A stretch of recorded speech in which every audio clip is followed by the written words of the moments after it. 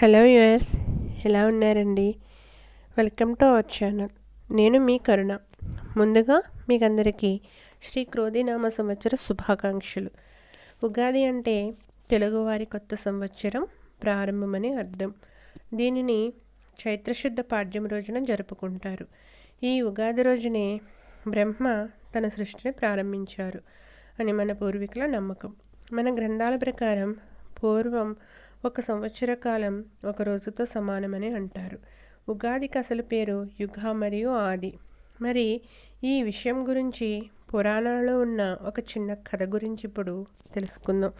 పూర్వం సోమకాసురుడనే రాక్షసుడు ఉండేవాడు.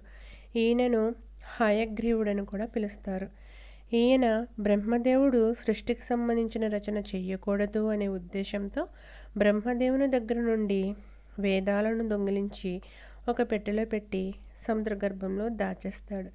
ఈ విషయం గ్రహించిన విష్ణుమూర్తి ఆ వేదాలను రక్షించడం కోసం మత్స్యావతారం ధరించి సముద్ర గర్భంలోకి ప్రవేశించి సోమకాసురుణ్ణి సంహరించి సముద్ర గర్భంలో ఆయన దాచిన వేదాలను తీసుకువచ్చి తిరిగి బ్రహ్మదేవునికి అప్పగిస్తాడు. చైత్రశుద్ధ పాడ్యమి రోజున బ్రహ్మదేవుడు సృష్టిని ప్రారంభించాడు కనుక అది యుగానికి మొదలు కావడంతో ఆ రోజున ఉగాదిగా జరుపుకుంటున్నాం. ప్రతి ఉగాదికి ఒక పేరు ఉంటుంది. అలా మనకు 60 ఉగాది పేర్లు ఉన్నాయి. అవి ప్రతి 60 సంవత్సరాలకు ఒకసారి మరలా వస్తాయి. శాస్త్రాల ప్రకారం శని మరియు గురుడు ఈ 2 గ్రహాలు తాము ఉన్న చోటు నుండి బయలుదేరి మరలా అదే ప్రదేశానికి తిరిగి రావడానికి 60 సంవత్సరాలు పడుతుంది. అందువలన ప్రతి 60 సంవత్సరాలకి ఒకసారి గడిచిపోయిన ఉగాది పేర్లు మళ్ళీ వస్తూ ఉంటాయి. ఉగాది రోజున తప్పనిసరిగా నువ్వుల నూనెతో తలకు స్నానం చేసి ఉన్నంతలో నూతన వస్త్రం ధరించాలి. దేవుణ్ణి పూజించుకుని షడ్రుచులు అనగా 6 రుచులతో కూడిన ఉగాది పచ్చడిని తినాలి.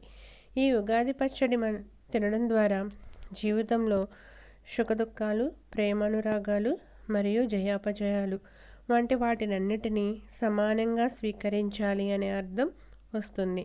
ఉగాది పచ్చడిలో ఉండే ఒక్కొక్క రుచి ఒక్కొక్క రకమైన భావానికి సాంకేతికంగా చెబుతారు.